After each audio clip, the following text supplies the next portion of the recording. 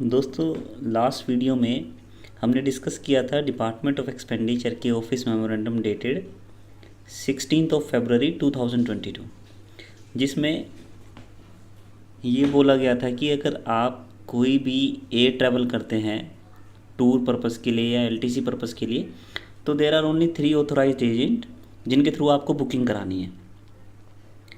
और आप किसी भी प्राइवेट एयरलाइन से जा सकते हैं, लेकिन बुकिंग इन्हीं तीनों के थ्रू होनी चाहिए: Balmer Lawrie and company, Ashok travels and IRCTC.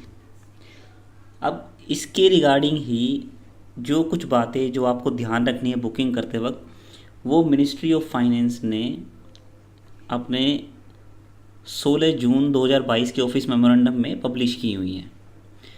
एक तो उन्होंने पहले से इस बात पे स्ट्रेस किया है कि अगेन कि कोई भी टिकट जो आपको बुक करानी है एयर फ्लाइट के लिए, वो 3 ऑथराइज्ड एजेंट में से किसी भी एक के थ्रू होनी चाहिए।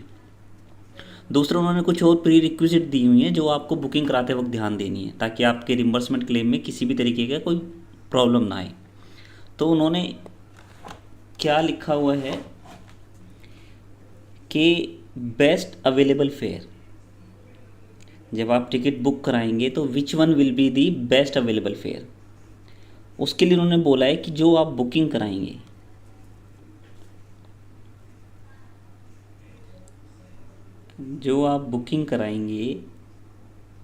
जस्ट 1 मिनट,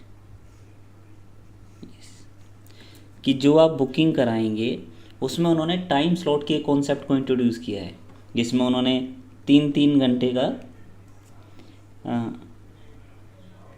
का टाइम स्लॉट दिया हुआ है। अब वो टाइम स्लॉट कैसे काम करेगा? सपोज़ आपको कोई फ़्लाइट बुक करानी है और आपको 9 से 12 बजे के बीच में कोई फ़्लाइट देखनी है, तो इस 3 घंटे की ड्यूरेशन में जो भी फ़्लाइट आपको चीपेस्ट फेयर पे अवेलेबल होगी, वो फ़्लाइट आपको बुक करानी है। हो सकता है इसी 3 घंटे की ड्यूरेशन में आपको 5 से 6 फ़्लाइट्स अवेलेबल हो, लेकिन आपको वो फ़्लाइट लेनी है जो सबसे कम रेट पे आपको अवेलेबल हो रही हो। और इसी के साथ एक रिलैक्सेशन क्या दिया हुआ है, जैसे जो 3 घंटे का स्लॉट है वो अपने आप में बहुत बड़ा स्लॉट होता है। एक फ़्लाइट 9 बजे हो सकती है, कोई 10 बजे हो सकती है, 12 बजे हो सकती है। तो जो भी चीपेस्ट फेयर अवेलेबल होगा उसके 10% के प्राइस बैंड में आप रिलैक्सेशन ले सकते हैं। सपोज़ 9 से 12 में जो सबसे चीपेस्ट फ़्लाइट है वो 9 बजे अवेलेबल है, लेकिन और उसका प्राइस है 900 रुपीज़। और जो दूसरी फ़्लाइट है एक 990 पे अवेलेबल है, और वो फ़्लाइट अवेलेबल है 11 AM, तो आप उस फ़्लाइट को भी ईज़िली अवेल कर सकते हैं। तो इसके अलावा 4th पॉइंट में मिनिस्ट्री ऑफ फाइनेंस ने क्या बोला है कि जनरली एम्प्लॉयज़ को क्या प्रेफर करना है कि वो अपने इंटेंडेड ट्रैवल, जिस भी डेट को आपको ट्रैवल करना है, उससे 21 दिन पहले अपनी एयर फ्लाइट को बुक कराए, ताकि उसको बेस्ट कॉम्पिटिटिव फेयर अवेलेबल हो सके और अल्टीमेटली गवर्नमेंट पे कम से कम बर्डन आए। लेकिन ऐसा नहीं है, कुछ ऐसी भी कंडीशन हो जाती है ऑफिस में कि आपको बहुत अर्जेंसी बेसिस पे टिकट बुक करानी पड़ती है, तो उसके लिए भी एक विंडो ओपन रखी गई है थ्रू पॉइंट 5 कि बुकिंग आप 72 आवर्स के विद इन भी कर सकते हो। मान लीजिए आपको 72 घंटे बाद अगर जाना है, कोई फ़्लाइट पकड़नी है, तो आप 72 घंटे के भीतर भीतर भी बुकिंग कर सकते हो। बट उस केस में आपको एक सेल्फ डिक्लेयर जस्टिफिकेशन देना होगा कि भाई क्यों ऐसा हुआ, आप 21 दिन पहले क्यों नहीं कर पाए, और क्यों आप फ़्लाइट स्टार्ट होने जस्ट 3 दिन के भीतर भीतर आप बुकिंग कर रहे हैं। 6th पॉइंट के थ्रू क्या बोला गया है कि जो भी कैंसिलेशन है वो अननेसेसरी कैंसिलेशन ना हो। मीन्स वो अल्टीमेटली एक प्लानिंग की तरफ रेफ़र कर रहे हैं कि आप थोड़ा सा प्लान करके अपनी जर्नी को कैरी आउट करिए, ताकि कैंसिलेशन के लिए कम से कम चांस बने। ऐसा नहीं है कि अगर कैंसिल करना पड़ा, कुछ ऐसी सिचुएशन हो सकती है, मान लीजिए आपने बुकिंग करा ली है और फिर कुछ दूसरा काम निकल आया ऑफिस का, तो ऐसा नहीं, आप कैंसिल नहीं कर सकते, कैंसिल कर सकते हैं। और ये एक बेनिफिट है, आप इनमें से किसी भी ऑथराइज एजेंट के थ्रू जब आप बुकिंग करेंगे तो ये बेनिफिट है कि आप जब कॉर्पोरेट बुकिंग करेंगे तो उसमें कैंसिलेशन फ़ीस बहुत कम है। अब जैसे अगर हम बात करें बालमेर लॉरी एंड कंपनी की, तो उसमें रिटेल फ़्लाइट्स और कॉर्पोरेट फ़्लाइट दोनों अवेलेबल हैं।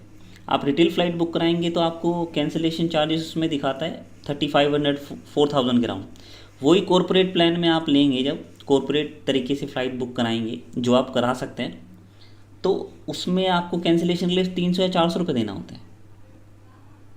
तो ये जो अननेसेसरी कैंसिलेशन वाली बात इन्होंने बोली है, ये उस केस में ज़्यादा अप्लाई करती है जब फ़्लाइट का जो एक्सपेंसेस है वो डायरेक्टली ऑफिस पे कर रहा हो, क्योंकि अल्टीमेटली उस केस में अगर कैंसिलेशन होता है तो ऑफिस पे एक एक्स्ट्रा बर्डन आता है कैंसिलेशन फ़ीस का।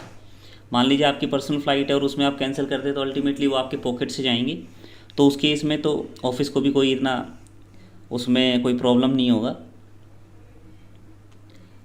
तो इसके बाद क्या है, 7th पॉइंट भी है जो आपको थोड़ा सा ध्यान रखना है, दिस वन। ऐसा हो सकता है कि आपको बहुत ज़्यादा श्योरिटी ना हो कि अभी मुझे आप दिन तो डिसाइड हो गया मुझे किस दिन ट्रैवल करना हो, लेकिन टाइम स्लॉट डिसाइड नहीं हुआ है, कुछ इस तरीके की एक्सीजेंसी आ गई। तो इन्होंने क्या बोला हुआ है कि जनरली तो आपको एक ही टिकट बुक करानी है जो भी आपको टूर जाना है, लेकिन मान लीजिए कुछ ऐसी एक्सीजेंसी हैं या फिर ऐसी सर्कमस्टांसेस है जहाँ पे डिसाइड ही नहीं हो पा रहा है, तो आप क्या कर सकते हैं, एक तो जो आपकी नॉर्मल टिकट है वो आप बुक करा सकते हैं किसी स्लॉट में, और उसके अलावा 2 ऑल्टरनेट फ़्लाइट्स में ध्यान दीजिएगा, फ़्लाइट भी ऑल्टरनेट होंगी और डिफरेंट टाइम स्लॉट में। मान लीजिए आपने एक फ़्लाइट 9 से 12 के स्लॉट में बुक कराई है, तो जो 2 ऑल्टरनेट फ़्लाइट्स होंगी वो डिफरेंट स्लॉट्स में होंगी, वो 9 से 12 के स्लॉट में नहीं आएंगी, वो 12 से 3 के स्लॉट में हो सकती है और एक थर्ड वन हो सकती है 3 से 6 के स्लॉट में। तो तीनों फ़्लाइट को आप एक ही स्लॉट में करने का गलती मत करिएगा, अदरवाइज़ फिर आपको रिम्बर्समेंट में थोड़ा सा परेशानी का सामना करना पड़ सकता है। और एक पॉइंट जो बीच में स्किप हो गया इसमें, 4th पॉइंट में क्या बोला हुआ है, जहाँ पे इन्होंने ये कहा हुआ है कि 21 दिन पहले आपको ट्राई करना चाहिए बुकिंग कराने का। उसमें एक चीज़ है जो ध्यान देने से, जो दिख रही है उससे ज़्यादा वो चीज़ ध्यान देने वाली है जो दिख नहीं रही है। इन्होंने अपने लास्ट सेंटेंस में बोला हुआ है बुकिंग्स में be made even if the approval of the tour is under process. तो यहाँ पे ध्यान देने वाली बात है ये टूर प्रोग्राम, ये पर्टिकुलर सेंटेंस टूर के लिए एप्लीकेबल होगा, एलटीसी के लिए नहीं। आपका टूर अंडर प्रोसेस है तो आप बुक करा लीजिए, लेकिन आपका एलटीसी का भी सैंक्शन अंडर प्रोसेस है या अप्रूवल अंडर प्रोसेस है, और उस केस में अगर आप बुकिंग करा लेते हैं तो वो इस ऑफिस मेमोरेंडम के थ्रू आपको अलाउ नहीं है। टूर के लिए आप करा सकते हैं, एलटीसी के लिए नहीं, जब वो अंडर प्रोसेस हो। अब हम इसके नेक्स्ट पेज में क्या बोला हुआ है वो कंडीशन भी देख लेते हैं। 8th का B point, employee must register their official government email ID with these 3 agencies to book their air. मैंने इसमें ट्राई किया था बालमेर और लोरी का, तो उसमें वो आपसे आपकी जियो मेल आईडी पूछेगा, उसी के बाद आपको रजिस्टर करने देगा। और उन्होंने बहुत एक क्लियरली डिस्क्लेमर दिया हुआ है, अगर आप जीमेल या याहू या रेडिफ मेल की कोई भी मेल आईडी, प्राइवेट डोमेन की मेल आईडी यूज़ कर रहे हैं तो वो आपको रजिस्टर ही नहीं करने देगा। और एक बार जब आप अपनी जियो मेल आईडी के थ्रू रजिस्टर कर लेंगे, वो आपसे आपकी ऑर्गेनाइजेशन का नाम पूछेगा, आपकी एम्प्लॉय आईडी, आपका ऑफिस एड्रेस पूछेगा। और एक बार आपने, मतलब बहुत सिंपल सी प्रोसेस है रजिस्ट्रेशन की, एक बार आपने रजिस्टर कर लिया तो जैसे आप किसी भी प्राइवेट वेबसाइट पे जाके बुकिंग करते हैं, सेम काइंड ऑफ एक्सपीरियंस आपको यहाँ पे मिलेगा। इसके अलावा क्या क्या चीज़ें हैं जो हमें देखनी हैं,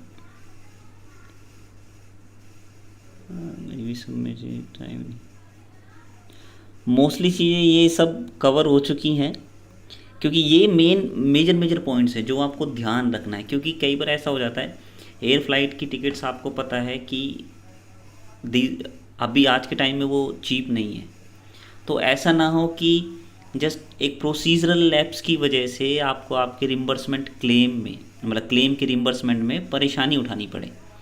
तो ट्राई करिए कि आपकी जो बुकिंग है वो जितना हो सके इस ऑफिस मेमोरेंडम में दी हुई कंडीशंस के अकॉर्डिंग ही हो।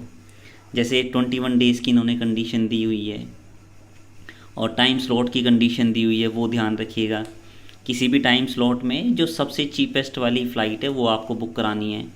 एक जैसे सेवन्थ पॉइंट में बोला हुआ है इन्होंने कि आप एक से ज़्यादा टिकट ले सकते हैं, लेकिन वो फिर ऑल्टरनेट फ़्लाइट की होंगी और डिफरेंट टाइम स्लॉट्स में होंगी। एंड 10% का रिलैक्सेशन है जो इन्होंने 3B पॉइंट में बोला हुआ है।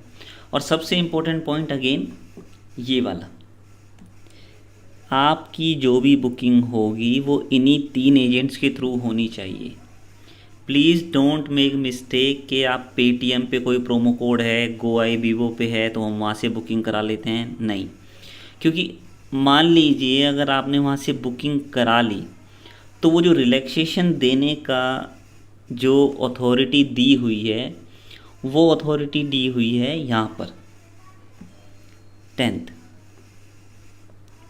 यहाँ पर financial adviser of the ministry and head of the department, वो भी जो जॉइंट सेक्रेटरी के लेवल से बिलो ना हो।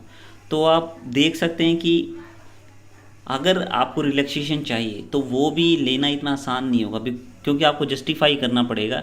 और ऐसा नहीं है कि आपको रिपोर्टिंग ऑफिसर को जस्टिफाई करना है, उन्होंने डेजिग्नेशन भी स्पेसिफाई किया हुआ है। तो उस अथॉरिटी को तो अननेसेसरी वो फाइल पे बहुत ज़्यादा टाइम लगने वाली बात हो जाएगी। तो सजेशन यही रहेगा कि जब भी आप बुकिंग कराएं इन पॉइंट्स को ध्यान में रखते बुकिंग कराएं, ताकि जब आप रिवर्समेंट के लिए क्लेम फाइल करें तो उसमें आपको कोई भी प्रॉब्लम ना हो। इसके अलावा अगर आपकी कोई क्वेरी हो तो आप मुझे कमेंट बॉक्स में लिख सकते हैं। मैं पूरा ट्राई करूँगा कि जितनी जल्दी हो सके to the best of my knowledge मैं उस क्वेरी को आंसर कर सकूँ। तो इसी के साथ इस वीडियो को वाइंड अप करते हैं। अपना ध्यान रखिए, फिर मिलेंगे।